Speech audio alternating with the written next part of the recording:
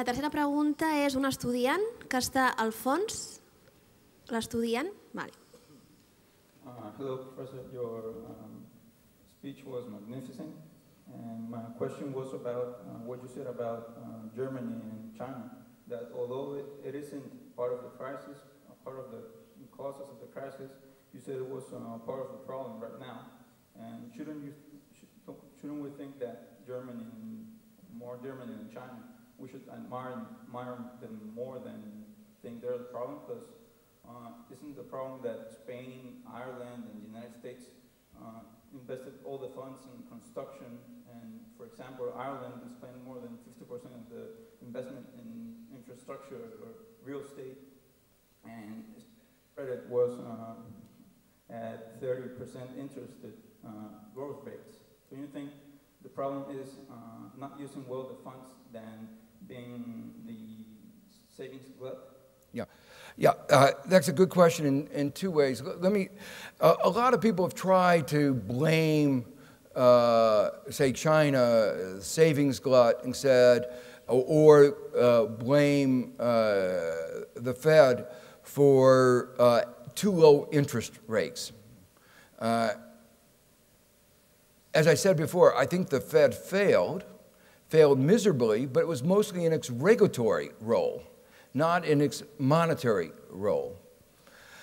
The way of thinking about this is ask yourself, what kind of company would say, come to its shareholders and say, the reason we lost money last year is our workers decided they were willing to work at too low of a wage.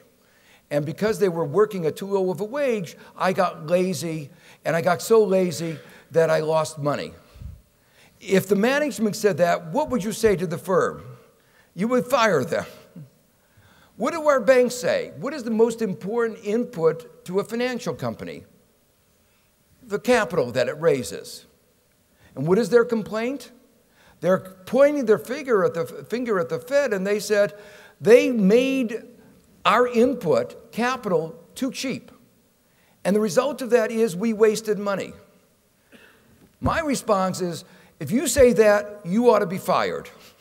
If you had used that inexpensive capital and invested it well, and the world needs investment for all kinds of things, green technology, health, infrastructure, global poverty, if you had channeled that savings and used it well, we would have a global boom.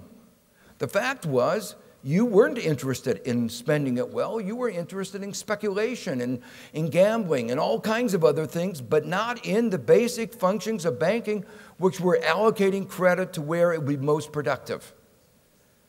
And so that's what they were really saying. And to me, that is unconscionable. So it just is a reiteration of the point that we have to make banks go back to their core mission of banking, providing credit. But there's a second part of your question, and that is at the macroeconomic level. As I said, if a country runs a surplus, what it means is that it is producing more than it's consuming. And that can lead to a problem of lack of aggregate demand. In a global world, what matters is global aggregate demand. Keynes was very aware of this problem 75 years ago when he developed the general theory. And what he said, interestingly, he argued that there should be a tax on the surplus countries. He said the real problem is not the deficit countries, it's the surplus countries. Because the surplus countries are leading to a lack of aggregate demand, causing a burden on the other countries. So he proposed a tax on the surplus countries. Now, of course, the surplus countries were not enthusiastic about the idea. It never got adopted, but in terms of economic theory, it was the right point. Now, in the current context, within Europe, there's one country that has a surplus. And as I said, it's about 5.2% of its GDP. And if it started consuming more, it would help the economies of Greece, the economies of Spain, it would help the rest of Europe.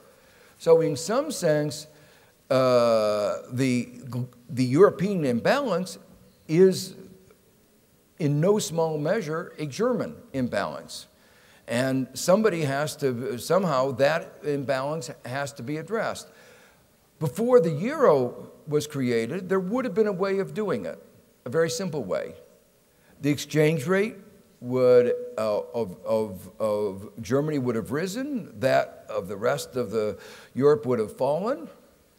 And the result of that is that Germany would have found it difficult to export. Its surplus would have disappeared. Remember, what is the United States complaining about about China? Rigidity of the exchange rate. Well, you built in a system of rigid exchange rates. And you have one country that's having a surplus that isn't adjusting other aspects of its behavior.